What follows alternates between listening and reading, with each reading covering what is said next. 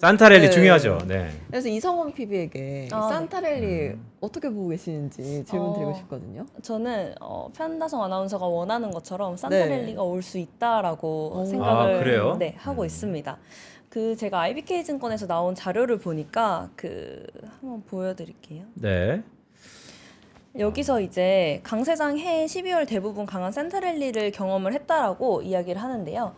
이거 말고 그냥 제가 말씀드리겠습니다. 네. 어쨌든 이제 강세장 해에는 12월 대부분 강한 산타랠리를 경험을 했다라는 건데 현재 지금 산타랠리가 올 수 있는 강세장이라고 저는 생각을 하는데요.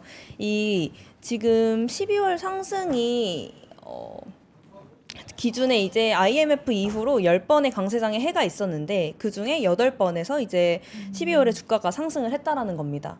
결국에는 이 산타랠리가 나타낼 수 있는 것 자체가 강세장 해에 다음 해를 낙관하는 경향성이 반영이 됐기 때문이라고 추정을 하는데요. 그럼에도 불구하고 이제 흥미로운 거는 강세장 해에 이제 코스피 같은 경우에는 하락한 해가 2번 있었는데 이때다 모두가 금융위기나 미중 무역 분쟁 같은 이제 특수한 상황이 있었기 때문이라고 보고 있는데 결국에 이런 특수한 상황만 없다라고 하면 아무래도 12월 산타랠리가 이어질 가능성이 있다라고 보고 실제로 우리가 기대했던 게 엔비디아의 실적으로 인해서 AI 버블이 이제 조금 우려가 줄어드는지를 굉장히 중요하게 생각을 했었는데 이 엔비디아 실적 발표가 잘 나왔음에도 불구하고 매출 채권에 대한 우려를 먼저 중요시하는 걸 봤을 때 결국 시장에서 중요하게 생각하는 건 유동성이라는 것을 다시 한번 확인을 할 수가 있었고요.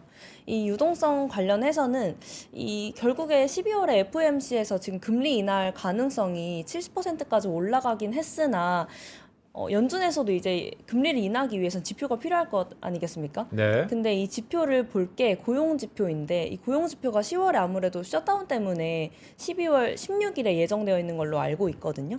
그렇기 때문에 이 고용 지표를 보고 금리 인하를 할 수 있는 상황은 아니지만은 그럼에도 불구하고 지금 연준 의사들의 발언뿐만 아니라 또 만약에 고용이 나오게 되면 그 이후 연초에 금리 인하 가능성도 있기 때문에 아무래도 산타랠리가 이어질 가능성을 제가 조심스럽게 예측을 해보겠습니다. 근데 이거 너무 1차원적인 질문일 수도 있는데 네. 그럼 연말에 국장이 더 잘 갈까요? 미장이 더 잘 갈까요? 그러니까 되게 중요한 네. 것 같아요. 왜냐하면 산타랠리가 미장한테만 오느냐 아니면 국장한테도 네. 오느냐.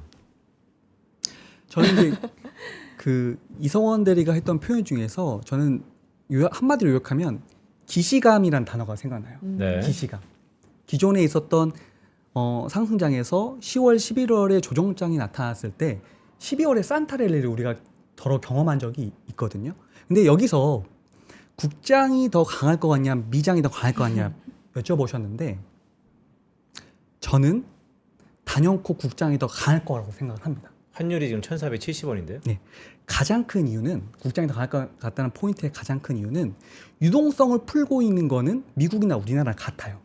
같은데 우리나라는 상법 개정이라는 증시 제도의 개편을 앞두고 있습니다. 네. 예, 앞두고 있고 증시 정책이 더하고 증시에 대한 정책이 모멘텀이 더하고 있기 때문에 미국에 없는 정책 모멘텀이 있다라고 표현을 드리고 싶고요. 환율 부분 언급하셨잖아요. 네. 환율 부분 언급하셨는데 이전에는 환율이 올라가면은 상대적으로 항상 시장이 좀 겁이 났었어요. 환율이 올라가는 이유는 아무래도 외국인들이 우리나라 시장을 강력하게 매도를 하기 때문에 환율이 올라가는 건데 저는 지금 제가 모시는 손님들한테는 과감히 이런 표현을 드립니다. 환율 1,400원대에 적응을 하셔야 된다. 새로운 기준인 건가요? 새로운 기준으로 적응을 하셔야 된다.